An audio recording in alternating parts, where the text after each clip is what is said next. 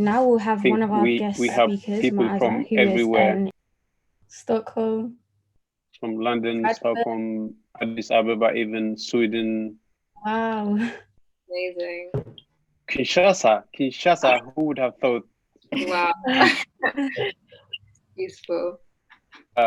Bradford from England, nice.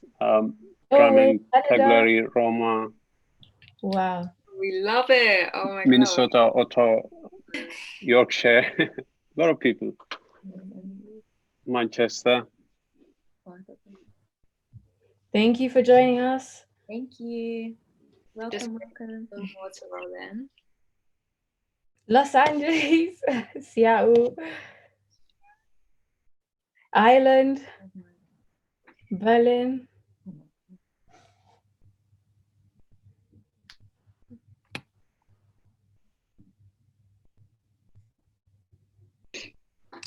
LA, Sweden, Texas.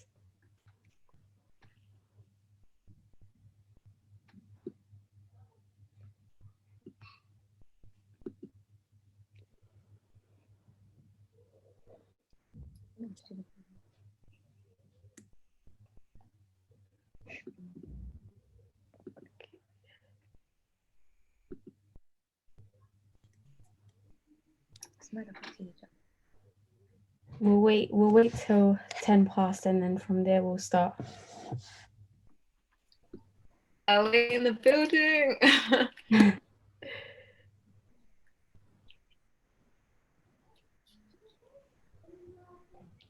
Germany.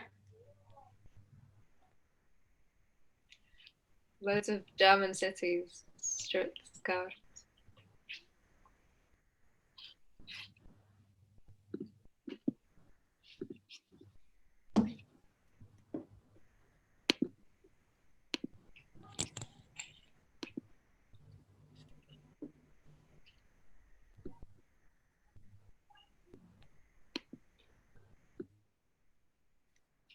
Oakland, California, Antoinette, the Netherlands. That's my birthplace. Have you been to the Netherlands? Pardon? Have you been to the Netherlands before? Yeah. I was born there. I was born in Amsterdam. Born there. Yeah. Okay. Chicago. I want to go to Chicago. You want to go to Chicago? Nice. But I think most people are from London, from what I can see. Yeah, but it's amazing to have an international turnout. From Tobia, we have one from Tobia too. This is amazing to see. Someone should take a photo of all these places because that's screen recorder or something.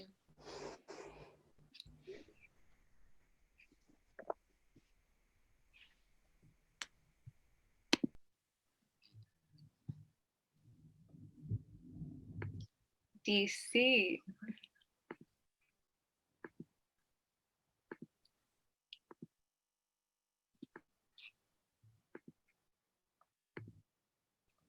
Yes, Eden, we do have Martin Plout in the building. He'll be talking later on. Good observation. Said yay.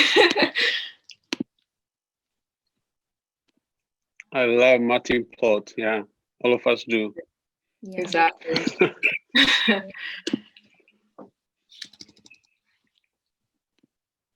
He's one of the few people who is speaking the truth.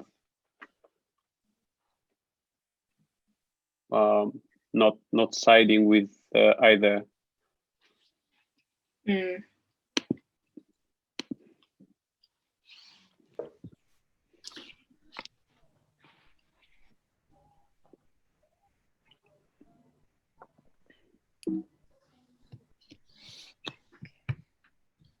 Iceland.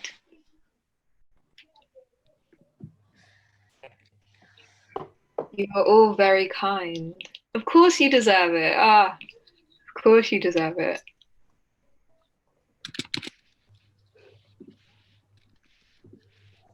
Damn. One more minute and we'll start.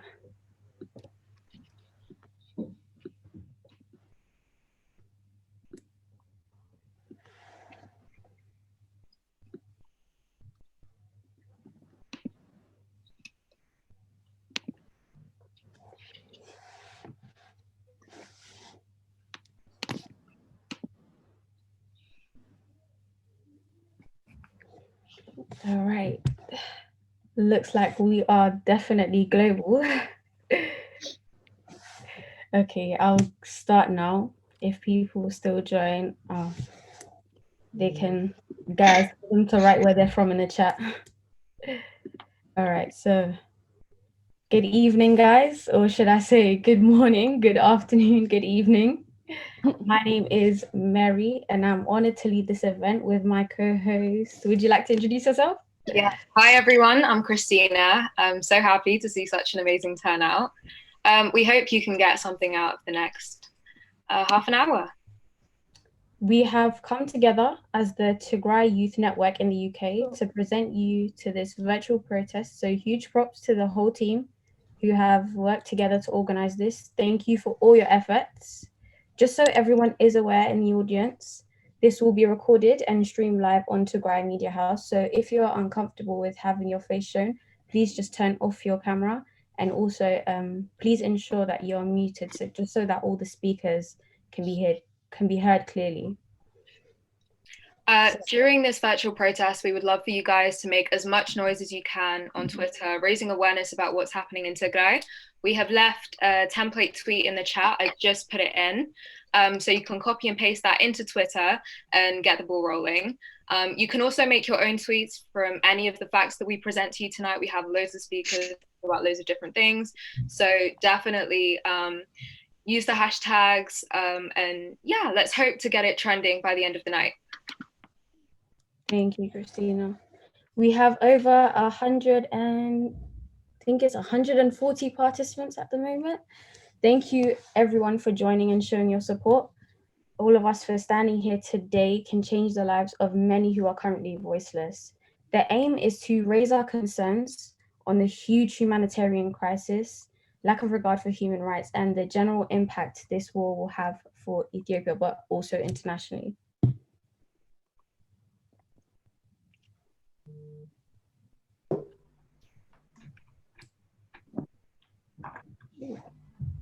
We have speakers from our own Tigray Youth Network, as well as guest speakers who will discuss the different impacts and perspectives of the crisis. Our first speaker is Tigray, who will tell us about Tigray before the war. Please take it away.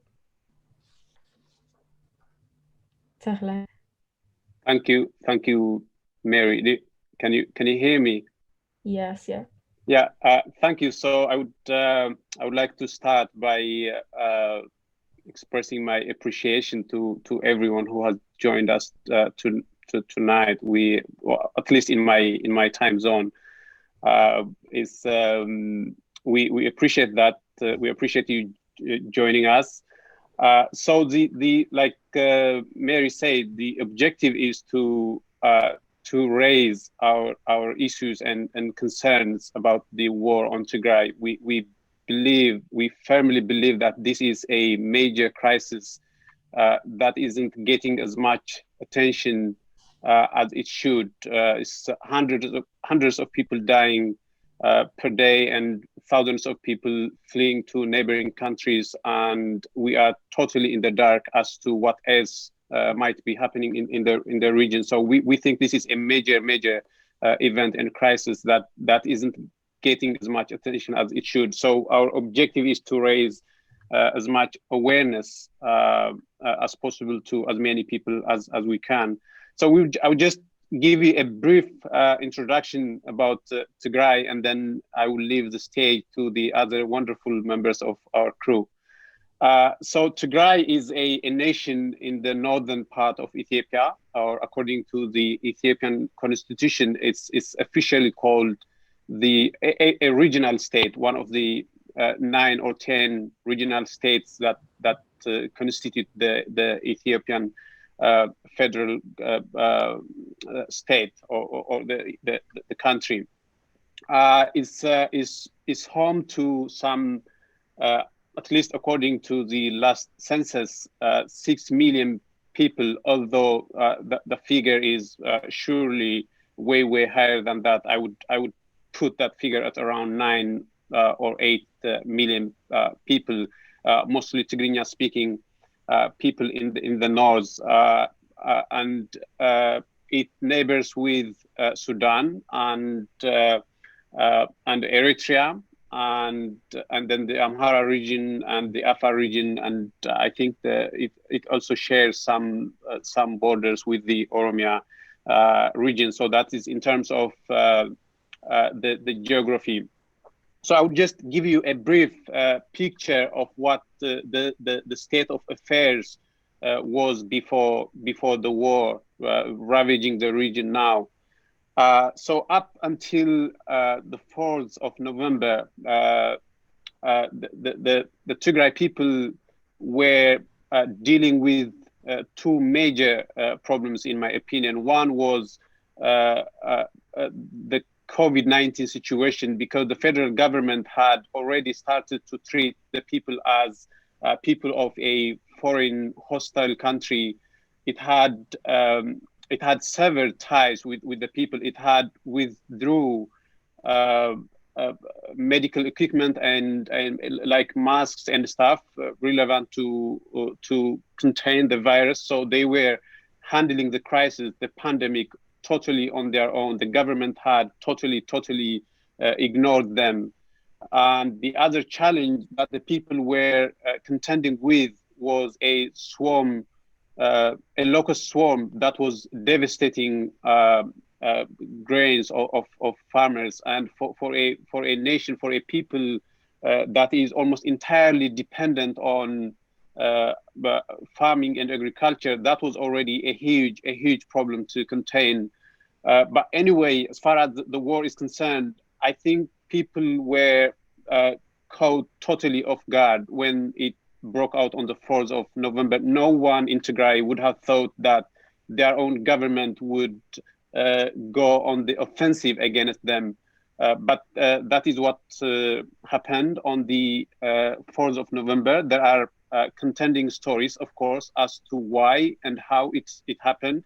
But I'm sure the other crew members will take you through the issues and stuff. So I will leave the stage to them. But thank you for joining us again.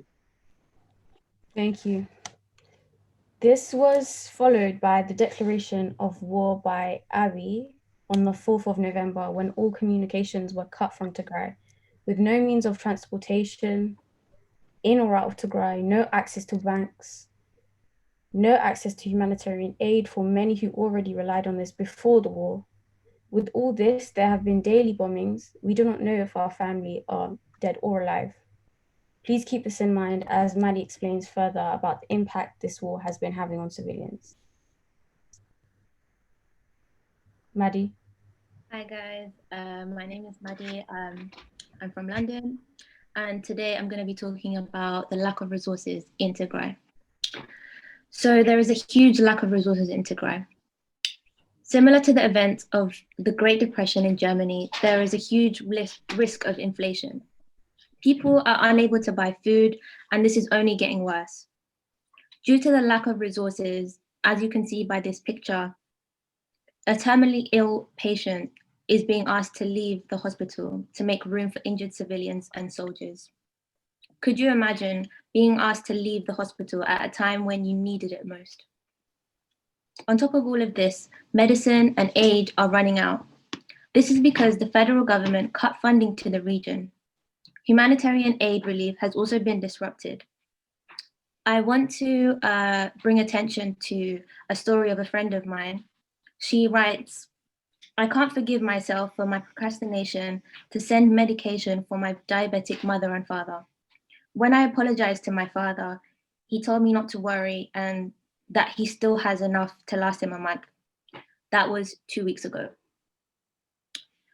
Okay, the next slide will be triggering, just to warn you. Okay, there is a huge lack of food.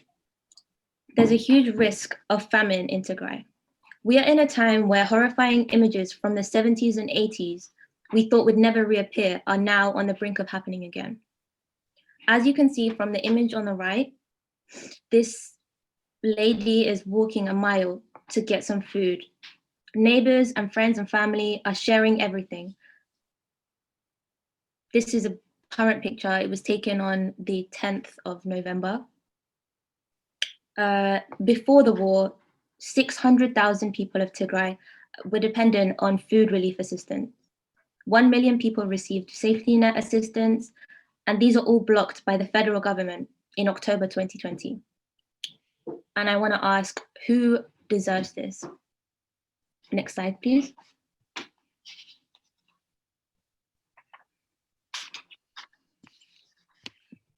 There is a huge lack of funds. Since the war started, 600 banks were closed. This is a systematic oppression of Tigray nationally because all Tigrayan banks were shut and frozen.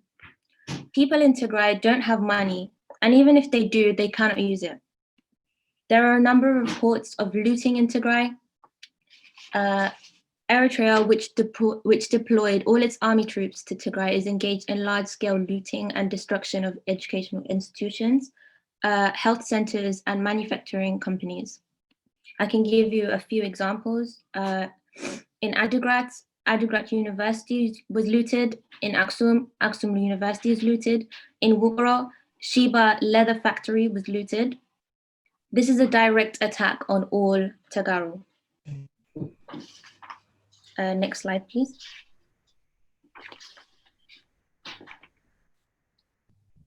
I will now be talking about sexual violence. We've been hearing reports of women in Zalambasa being raped and killed, some even infected with HIV. Rape is a known tool of war as it can lead to the eradication of the other group, particularly in ethnic conflicts. And I want to ask, what if this was your mother, your sister, or your daughter? And yes, that's it. Thank you, Maddie. You've highlighted some very key points. I know personally how Tagaro people are suffering. Having got a message from some of my family in Mala who have told us that they were literally sitting in darkness, staying at home and fearing that they will be running out of food in a matter of days. This is just one of the thousands, even millions of accounts yet to be discovered. Thanks, Mary. Next, we will have Faleg, who will give us an insight into what everyday life in this war has been like, not only for those in Tigray, but Tagaro all over Ethiopia. So good evening, morning, or hi everybody. My name is Faleg. I'm from London. Firstly, I'd like to thank you all for taking your time to attend our virtual protest. So once Prime Minister Abiy Ahmed declared war on Tigray, the federal government has been arresting, harassing, discriminating, and intimidating ordinary Tigrinya speakers, including Eritreans, in Addis Ababa. They've also been confiscating their money and property and removing them from government jobs because of their ethnicity. One of news agencies such as the BBC and Al Jazeera have received stories of ethnic profiling in the capital, Addis Ababa. And one of them was of a female officer who had been working as a policewoman for more than 20 years, who was once a TPLF member. She was removed from her job 2 days after the fighting began. She received a call from a superior to report to the office the next day, and when she arrived, she was ordered to hand over all government property and her firearm. She also told the BBC that some higher-ranking officials, who are also from Tigray, were given the same order. Another story that I was able to get from the BBC was that they were able to speak to a federal soldier of 14 years of experience who said he and others were singled out because they were from Tigray and received what he called shocking treatment. He told the BBC that he was detained in a warehouse by his fellow soldiers with around 90 other Tigrayan members of the armed forces. Phones were confiscated. He further said that it was only Tigrayans that were disarmed and detained together. Tigrayans in Bole Airport have also been stopped from boarding flights, and everyone boarding a flight at Bole International have been told to bring their Kabele card, which is a regional identification card, so that the workers in the airport can see what ethnicity they're from. Al Jazeera was able to speak to a Tigrayan businessman who was among the Tigrayans who have suffered discrimination after Abiy Ahmed declared war on Tigray 31 days ago. So this businessman regularly travels to the Middle East to buy resources for his shop in Addis Ababa. He said that he has twice been prevented from boarding a flight after security forces at Bole International Airport checked his Kabele card, which again is the identification card. They told him that he was only able to fly out of Ethiopia once his people win the war, whilst his friend from another ethnicity was allowed to board the same flight. The Minister of Democracy, Zadig Abraha, said that the reports of ethnic profiling is a total lie. However, from the experiences of our families, we know that this is not true. Someone that I know personally was also fired from their job in Addis Ababa due to their ethnicity. The idea that my family members in Addis are at risk just because of their ethnicity really frightens and angers me. They too are Ethiopian and shouldn't be treated like another in their own country. Next slide, Christina.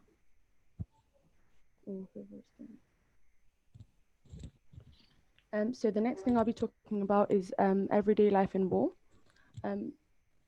especially how traumatic it is for the kids. Knowing that people in Tigray could leave their houses and not come back safely is petrifying. If we look back into history with the 2-year Ethiopia war, children had to go underground to avoid bombs, so you can imagine what they're going through now. Children also had to go to school at night because of fear of attacks in the day, and they also had to run into trenches when hearing bombs and so on. So Will Brown, who is an African correspondent who is currently in Eastern Sudan, has been reporting various experiences of the refugees from the Tigray region to the Telegraph. So here are some stories. If you can go on to the next slide. Okay, so there's 2 stories that really got to me. So the first one was Burani, who was a 35-year-old man. He graphically described an event that happened in Tigray. Burani said that he witnessed the Amara militia cut off the heads of 4 children and cut babies out of pregnant women. Another story that really got to me was by someone called Yarada, who was a 35-year-old man who witnessed a lady dead while her baby boy was crying and trying to get milk from her breasts. And he also said that there was a mixture of blood and milk in his mouth. The same person also mentioned his journey to Sudan, and he said whilst he tried to escape, there were people with knives and swords to not let them leave. And yeah, that's it. Thank you, Falag. Ethnic profiling is something that we as Tigray people are having to deal with more and more frequently, and it's dehumanizing and clearly marginalizes them, outcasting them from society. These stories are agonizing to hear, so please keep tweeting and raising your voice on this injustice. Our next speaker is Fasika, who will talk about the increased violence across Ethiopia. Hi, hello. My name is Fasika. Thank you for coming. So the first thing I'm going to talk about is what awaits them as refugees once they left Tigray. So it's going to be almost repeated verbatim from news articles, such as the New Humanitarian, which works with the UN. So thousands have arrived in the town after taking boats or wading through the waist-high water of the nearby Takaza River. In the next slide, not now, but in the next slide, you're going to see exactly where the border is, exactly their points of entry, and where the places have been set up for the refugees. So at a newly opened camp and at the 2 main refugee transit points along Sudan's border with Ethiopia, we found little aid awaiting new arrivals who shared harrowing stories of escaping airstrikes and militias back home in Tigray. If you want to hear personal accounts of that, you'll find it on BBC. It was 2 really touching stories, which is how my uncle became a refugee And it really encapsulated how someone, you know, a businessman going back home, how someone just completely, a civilian, could get caught up in such a war and be separated from their families. And Tigray is in lockdown, an immediate lockdown, as we all know. So he can't let them know how he is, and he can't find out how they are as well. And also, my little brother needs medicine, like the story that Madi told us. So several humanitarian organizations are on the ground in Eastern Sudan, setting up water points and distributing food and materials for refugees. While Sudanese authorities and local communities are also involved in the aid effort. But the pace of new arrivals has overwhelmed the capacity of multiple aid groups, according to the UN Refugee Agency. The testimonies of half a dozen Tigrayan refugees interviewed by the New Humanitarian challenged the government's accounts of events accusing TPLF, with the refugees all accusing the Ethiopian army and allied militia of killing civilians. Most refugees were converging in two border areas, a town of roughly 5,000 people called Hamdayat, that has a small transit center managed by the UNHCR, and a hamlet of 4,000 houses called Village A. Both places, right now there's 45,000, I believe, more than 45,000 refugees in Sudan. So both places have quickly reached capacity, and they can't. The Hamdayat transit, for example, was intended to accommodate a few hundred refugees, and obviously it succeeded at that. In Village 8, which is a roughly 3-hour drive from Hamdayat, refugees have occupied around 800 housing units that were empty prior to their arrival, though many are still sleeping outside using mats and blankets lugged across the border. Thousands of refugees staying in Hamdayat have been taken to an existing camp called Rakuba, which was built in the 1980s to house Ethiopians fleeing famine and was closed in the early 2000s. When you think about the 1980s, that's approximately 40 years ago. I just want to state what we've been seeing, like how for Tigrayans, a lot of us have mentioned it now, but they said that this is the third time some of them have migrated across to, in the Humera region, especially west of Tigray, the third time that they've migrated to Sudan, in some cases, the grandparents. So this is generation after generation seeing the same, attack on the people and inflicted with the same traumas. So the isolated camp has the capacity to host around 6,000 people, but cannot be expanded at the moment because of unharvested agricultural land surrounding the site. However, there's been a downward trend over the course of last week with new arrival numbers remaining below 1,000 persons per day, and before originally was 2,000 persons per day. So this is less than half. So factors contributing to the decrease could not be verified. However, the BBC have reported federal and regional forces that are engaged in the fighting in Humera have prevented refugees crossing. So a lot of these refugees have crossed the border and are refusing to be to be taken to Village A or to be taken to sites where there's better accommodation for them because they're awaiting their families. They don't know what's going on with them back home, and they can't reach to them. So Ethiopian government claims they want to resettle migrants now, but the Prime Minister gave a report citing those that migrated as armed, politicized men and youth. He said specifically that we were unable to find any women or children. So if the migrants go back, what will await them? They're already beginning to be criminalized. What will await them? Next slide, please.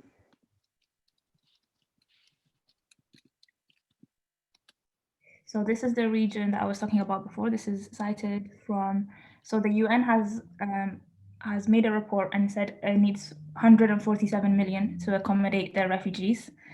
100,000 were projected to come, and 30 partners are involved. You can see the regions that I was talking about, Hamdayat's Village 8, and then down there at the Blue Nile State, and where they're being accommodated. It's been linked below at the sources. Next slide, please. So what we're asking for is protection for the refugees.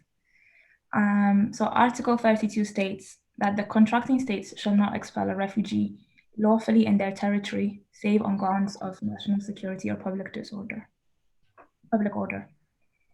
And Article 3 states non-discrimination. So right now, due to the dam being built, certain pressures can be exerted on the Sudanese government to return those refugees.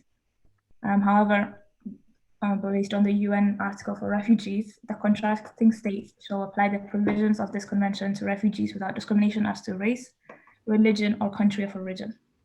So let the people flee the terror, stop criminalizing and demonizing refugees, stop dismissing their traumatic experiences. We've seen a lot of this, and stop lying about women and children. Next slide, please.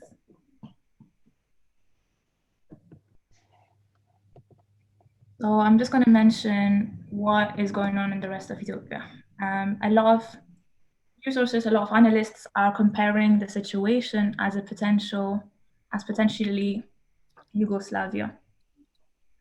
And this is due to harrowing ethnic violence, leading Ethiopia to being the #1 nation in internally displaced persons. At the height of it, I think it was around 11 million people, 8 million from famine, and 3 million from violence. So that's 10% of the population. Ethiopia has a population of 110 million, the second most populated country in Africa. So I'm going to go into detail about what the conditions are, where there are border conflicts in the different regions of Ethiopia. So upwards of 10,000 people have been arrested since Hachalu Hundesa's death recently. So this is prior to the war going on. And violent protests claimed about 200 lives at that point. So prior to that, the Amnesty has compiled a report of extrajudicial arrests, rapes, and killings by law enforcement and local militias in Oromia and Amara regions, specifically against those merely accused of supporting the OLA, which is accused of starting those riots, and in the Amara region, the Kaman people, after demanding separate administration. So I'm saying all of this to say what's the condition of Ethiopia right now? Are democratic and civil liberties being respected? And the Amnesty International said even after the reform that Abiy brought, this is not being respected to many all over Ethiopia. And so there's brewing ethnic discourse and ethnic violence going on in every region. And I'm just going to mention some numbers following this.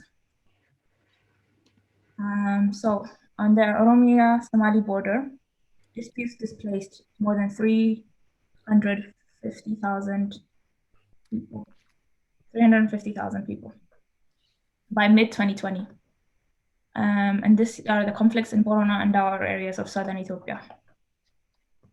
And so some have migrated to Kenya, which is making it an international concern. And the Oromo-Somali eastern border, this is one of the largest concentrations of displaced people due to conflict in Ethiopia. And this is over 160,000 people were living in 34 displacement sites in mid-2020. So this is now again in this year. So the Afar-Somali dispute as well has displaced 125,000 people over the last 2 years. And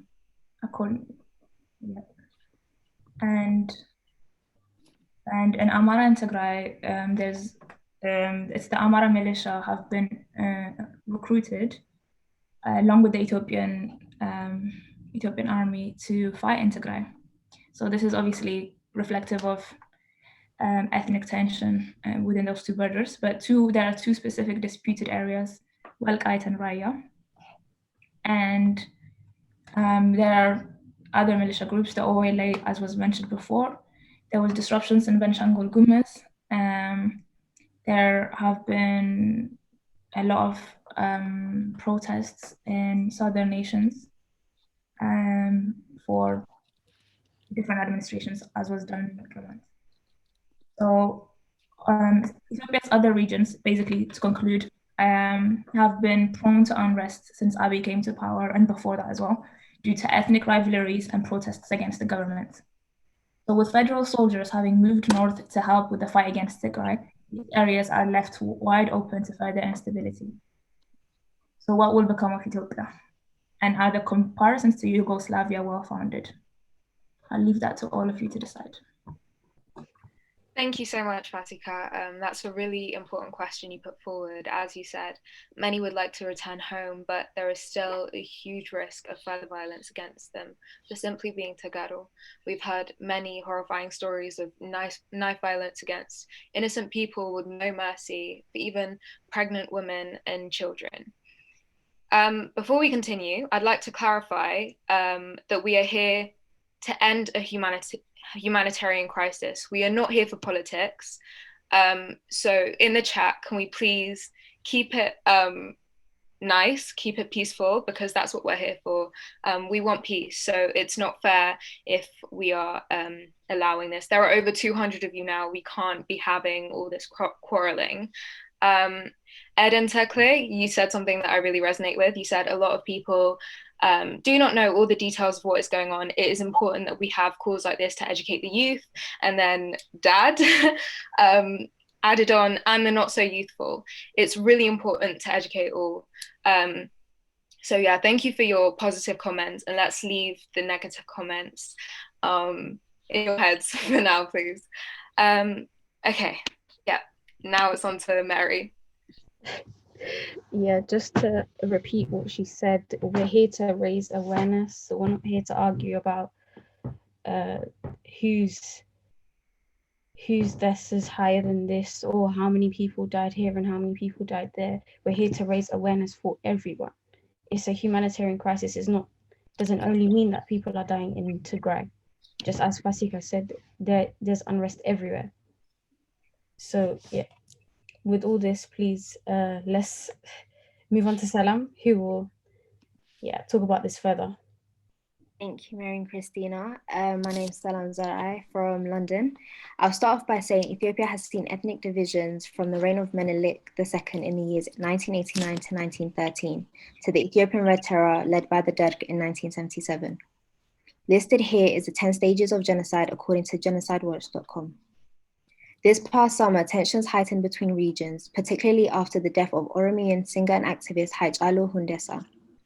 Genocide Watch wrote an article in July issuing a genocide warning to Ethiopia as, quote, the government's inaction to stop ethnically motivated violence between Oromo, Amhara, Tigrayan, and Gedeo peoples, end quote.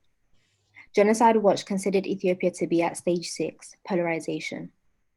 While the world was focused on the US general elections, Abiy Ahmed waged war in the Tigray region. Shortly after, Abiy Ahmed shut off telephone, electricity, and internet services in Tigray. Essentially, Tigray is being cut off from the world and left in darkness.